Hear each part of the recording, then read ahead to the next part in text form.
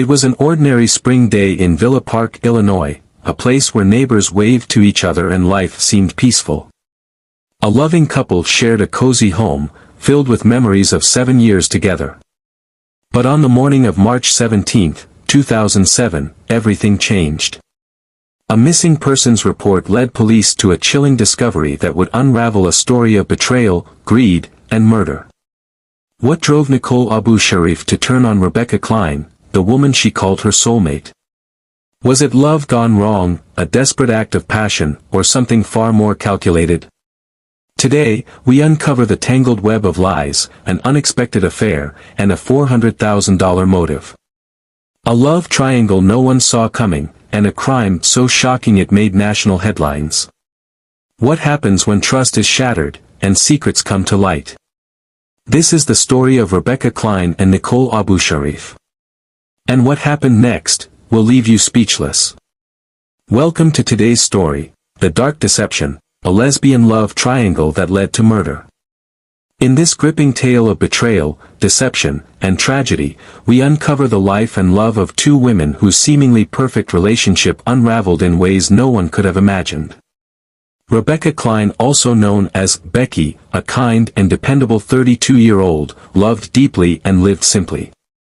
Her partner of 7 years, Nicole Abu Sharif, was outgoing, charming, and, to many, the life of the party. Together, they painted the picture of a happy suburban couple. But beneath the surface, secrets festered, secrets that would ultimately destroy their bond, their lives, and the peaceful community of Villa Park, Illinois. Rebecca Klein's life ended in tragedy on March 15, 2007, at the hands of the person she trusted the most. Her body was discovered 2 days later in the trunk of her cherished 1966 Ford Mustang, bound, gagged, blindfolded, and suffocated. The initial shock of her murder sent waves of grief through her family and friends. But as investigators pieced together the events leading to her death, a far more shocking narrative began to emerge. Nicole Abu Sharif, the grieving partner who tearfully reported Becky missing, was not the person she seemed to be. Behind her facade of heartbreak was a web of lies, betrayal, and deceit, centered on a love triangle and a $400,000 life insurance payout. Nicole's calculated actions, her secret rendezvous with a younger woman, and her increasingly suspicious behavior led investigators down a dark and winding road that would ultimately reveal the truth. If you're intrigued by stories that delve deep into the motives behind human behavior, stay with us as we unfold every detail of this chilling case. And if you haven't already, don't forget to hit the subscribe button for more true crime stories that reveal the truths hidden behind closed doors. Today, we'll take you step by step through the lives of Rebecca Klein and Nicole Abu Sharif, their relationship, the crime, the investigation, and the trial that captivated the nation. This is a story that asks difficult questions about love, trust, and the devastating consequences of betrayal. To understand the tragedy of Rebecca Klein's murder, we must first understand the woman she was, a bright, caring individual who brought warmth to everyone around her. Born in 1975, Becky grew up in a close-knit family in Illinois. Friends described her as thoughtful and dedicated, someone who would go out of her way to help others. As an adult, Becky found a career she loved and a community of friends she treasured. Those who knew her best said she was reliable and driven, yet always made time for the people she cared about. Rebecca's prized possession was her 1966 Ford Mustang, a car she spent years restoring and cherishing. To Becky, it symbolized independence and pride, a dream she had worked hard to achieve. But Becky's greatest pride wasn't her career or car, it was her relationship with Nicole Abu Sharif. The two women had met 7 years prior and quickly became inseparable. Together, they built a life in Villa Park, sharing a home and planning their future. For Becky, Nicole was her partner, confidant, and the person she trusted most in the world. To everyone looking in, theirs was a happy, committed relationship. But as time would reveal, things weren't always as they seemed. March 15, 2007, was an ordinary Thursday in Villa Park, Illinois. Neighbors went about their day, children played in the yards, and Rebecca Klein was nowhere to be seen. Behind the closed doors of the home she shared with her partner, Nicole Abu Sharif, the unthinkable had unfolded. On that day, Rebecca's life came to a violent and tragic end, not at the hands of a stranger, but at the hands of the woman she loved and trusted most. Authorities would later piece together the horrifying sequence of events. Sometime in the late afternoon or evening, Nicole and Rebecca were alone in their home. It's unclear what set the chain of events in motion. Was there an argument? A confrontation? Or had Nicole planned this moment for weeks? What is known is this: Rebecca was overpowered and restrained. Nicole bound her wrists and ankles with duct tape, rendering her defenseless. She gagged Rebecca with a bandana, blindfolded her, and, in a chilling final act, placed a plastic bag over her head. Rebecca suffocated to death in what investigators later described as a deliberate and cold-blooded act. Imagine the terror Rebecca must have felt in those final moments, her breath stolen from her, the betrayal sinking in. The very person she had shared her life with was now ending it. It's a level of heartbreak and cruelty that's difficult to comprehend. One might think that after committing such a heinous act, guilt or remorse would follow. But Nicole Abu Sharif had other plans. She didn't panic, nor did she show any signs of grief. Instead, Nicole moved forward with a calculated attempt to cover her tracks. On March 16, Nicole called the authorities to report Rebecca missing. She told them that Becky hadn't shown up for work that day, which was highly unusual. Nicole played the role of a concerned partner, claiming she was worried about Rebecca's safety. To anyone watching, it seemed like the actions of a loving, worried spouse. But to investigators, some things didn't add up. What Nicole didn't know was that her performance would soon unravel. Even as she filed the missing persons report, Rebecca's lifeless body lay just a few feet away, hidden in the trunk of her beloved Mustang, bound, gagged, and blindfolded. Nicole had placed her there, perhaps believing it would buy her time to create a plausible story. But instead of grieving or panicking, Nicole spent that evening with another woman, 19-year-old Rose Sodero. The two had met on MySpace, and Nicole had carefully crafted an image of herself as a free-spirited, single woman. Rose had no idea about Nicole's long-term relationship with Rebecca, or the dark secret Nicole was hiding. Afterwards, Nicole invited Rose back to her home, the very place where Rebecca had been murdered just hours earlier. There, the two engaged in an intimate encounter, completely unaware, or in Nicole's case, indifferent, to the horror lying just feet away in the garage. Rebecca's body lay in the trunk, and Nicole was carrying on as though nothing had happened. Was this guilt manifesting as denial? Or was it simply a cold and calculated display of apathy? Whatever the reason, Nicole's behavior raised more questions than it answered. Rebecca Klein was more than just a victim. She was a beloved daughter, a cherished friend, and a woman who had so much life left to live. She trusted Nicole. She loved her. And in her final moments, she must have felt the crushing weight of that betrayal. Imagine being betrayed by the person you loved most, someone you trusted with your life. This was Rebecca's reality in her final moments. Her dreams, her plans, her life, all cut short in an act of incomprehensible cruelty. Rebecca deserved so much more than what she endured. And while Nicole carried on with her charade, investigators were closing in. The truth wouldn't stay hidden for long. March 17, 2007. Just 2 days after Nicole Abu Sharif reported Rebecca Klein missing, the case took a dramatic turn. Villa Park Police, acting on mounting suspicions, obtained a search warrant for the couple's home. Their focus quickly shifted to Rebecca's prized possession, a 1966 Ford Mustang, a car she had lovingly restored and cherished. The car was parked in the garage, locked, and undisturbed, or so it seemed. But when investigators forced it open, they made a grim discovery that would shatter the quiet facade of the neighborhood. Inside the trunk lay Rebecca Klein's lifeless body, bound with duct tape, her face covered with a plastic bag. It was a scene that left even the most seasoned officers shaken. The medical examiner would later confirm the cause of death as asphyxiation. Rebecca had suffocated in what could only be described as a methodical and intentional act. With Rebecca's body recovered, the investigation shifted into high gear. Forensic teams worked tirelessly to gather evidence, and what they found painted a damning picture of Nicole Abushareff's guilt. First, there were the fingerprints. Nicole's prints were found on the duct tape used to bind Rebecca, as well as on the plastic bag that caused her death. DNA evidence also linked Nicole to the crime scene, solidifying her connection beyond any reasonable doubt. But it wasn't just physical evidence that incriminated Nicole, it was her web of lies. As detectives delved into her background, they uncovered a disturbing pattern of deceit. Nicole had told friends and acquaintances that she was a firefighter who had heroically responded to the 9/11 attacks. She also claimed to be battling terminal cancer, garnering sympathy and attention from those around her. But none of it was true.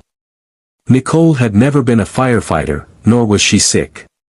These lies not only revealed her manipulative tendencies but also painted a picture of someone willing to fabricate anything to serve her interests. And then, there was Rose Sodero, the 19-year-old who unwittingly became entangled in Nicole's deadly scheme. Rose had met Nicole online, drawn to her charm and the adventurous persona Nicole presented. What Rose didn't know was that Nicole was living a double life.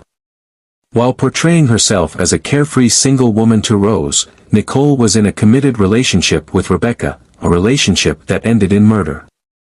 Police theorized that Nicole's motive may have been twofold: her desire to pursue a new relationship with Rose, and the $400,000 life insurance policy in Rebecca's name.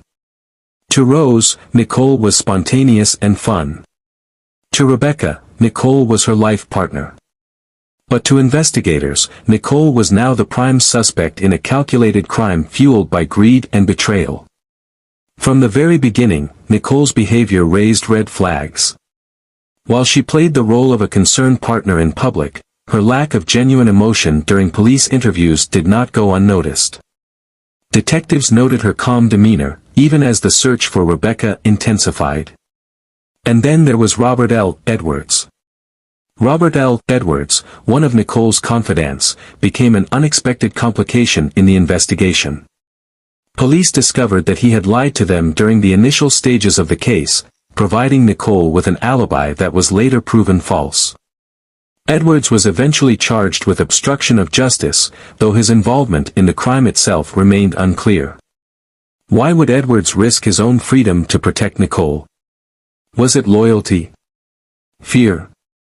Or was he more involved than he let on? While his motives remain uncertain, his interference only deepened the investigators' resolve to bring Nicole to justice. As the pieces of the puzzle began to fall into place, one question loomed larger than all others: why? Why would Nicole, a woman who shared a home, a life, and love with Rebecca, commit such a brutal act? And how long could she maintain her facade before the weight of the truth came crashing down? The evidence was damning, the lies undeniable, and yet, the full scope of Nicole's deception was far from over. As the trial approached, shocking revelations would come to light, turning this tragic case into a chilling cautionary tale. With the evidence mounting against her, Nicole Abusharef was arrested on March 20, 2007, just days after Rebecca Klein's body was discovered. Charged with first-degree murder, Nicole faced the grim reality of a legal system intent on bringing her to justice. During her initial hearings, Nicole pleaded not guilty. Her legal team attempted to secure her release on bail, citing her lack of a violent criminal history and her supposed frailty. But the court was not convinced. Despite the conditions set for her release, including home confinement and electronic monitoring, Nicole quickly found herself at odds with the law once again. On multiple occasions, Nicole violated the terms of her home confinement, leading to her bail being revoked. These actions painted a picture of defiance, further damaging her credibility and complicating her legal defense. But the real bombshells would come during the trial itself. Perhaps the most anticipated moment of the trial was the testimony of Rose Sodero. The young woman, once enchanted by Nicole's charm, now found herself at the center of a murder trial she never expected to be a part of. Rose recounted her relationship with Nicole, describing how they met online and quickly became close. But her shock was palpable as she learned the truth about Rebecca Klein. "I had no idea she was in a relationship," Rose told the court. "She made me believe she was single. To find out that someone had died, someone she was supposed to love. I couldn't believe it." Rose's testimony not only highlighted Nicole's manipulative nature but also provided insight into the double life she had been living. For prosecutors, it was a key piece of evidence pointing to Nicole's motives for the crime. Nicole's defense team faced an uphill battle. With overwhelming evidence against her, they focused on two key arguments: her alleged physical incapacity to commit the crime and the absence of direct eyewitnesses linking her to Rebecca's murder. Her attorneys argued that Nicole's physical limitations, stemming from a prior injury, made it implausible for her to single-handedly restrain Rebecca and carry out the murder. They also suggested that Nicole's erratic behavior following Rebecca's disappearance was a result of panic and confusion, not guilt. But while the defense sought to sow doubt, the prosecution was armed with a mountain of evidence that told a very different story. The prosecution wasted no time dismantling the defense's narrative. Their case revolved around two critical components: motive and evidence. First, there was the $400,000 life insurance policy. Prosecutors argued that Nicole stood to gain significantly from Rebecca's death. Financial records revealed that Nicole had been struggling with debt, making the prospect of a substantial payout all the more enticing. Then, there was the forensic evidence. Nicole's fingerprints were found on the duct tape and plastic bag used in the murder. Her DNA was also recovered from the crime scene, and surveillance footage placed her near the location where Rebecca's Mustang had been parked. Combined with the lies Nicole told to police and her friends, the prosecution painted a chilling picture of premeditation. One of the most damning pieces of evidence was Nicole's timeline of events. Phone records showed that she had been in contact with Rose Sodero shortly after Rebecca's disappearance, arranging dates and outings while her partner's body lay hidden in the trunk of the Mustang. For the jury, these details were impossible to ignore. Nicole had not only committed a heinous act but had also gone to great lengths to cover her tracks, all while attempting to move on with a new love interest. The trial, with its shocking revelations and emotional testimonies, gripped the courtroom and the nation. But as closing arguments loomed, one question remained: would the jury see through Nicole's facade and deliver the justice Rebecca Klein deserved? On May 5, 2009, after a trial that lasted nearly 2 years, the jury finally reached its decision. Nicole Abu Sharif, the once seemingly charming and doting partner, was found guilty of first-degree murder in the death of Rebecca Klein. The courtroom erupted, not with cheers or jeers, but with the quiet, emotional release of those who had waited years for justice. For Rebecca's family, the verdict marked the end of a long and painful chapter. But the wounds left by her loss would never fully heal. Rebecca Klein was more than just a victim in a headline. She was a daughter, a sister, and a friend. And now, she was gone forever. The judge handed down a sentence of 50 years in prison without the possibility of parole, ensuring that Nicole would spend the rest of her life behind bars. The sentence was both a relief and a grim reminder of the life cut short by her actions. In the end, Nicole Abu Sharif's web of lies, her thirst for financial gain, and her betrayal of the person who loved her most had led her to a cold, solitary future, one that mirrored the isolation and darkness she inflicted on Rebecca in her final moments. Rebecca Klein was only 32 years old, a vibrant, loving woman with so much left to give.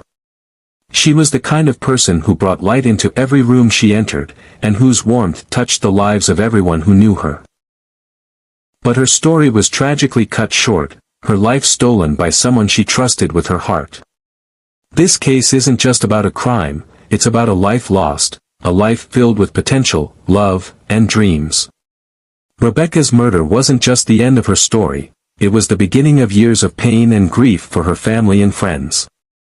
They will forever carry the weight of what was taken from them, all because of greed, lies, and betrayal. The tragic death of Rebecca Klein is a haunting reminder of how love, when intertwined with deceit and selfishness, can turn deadly.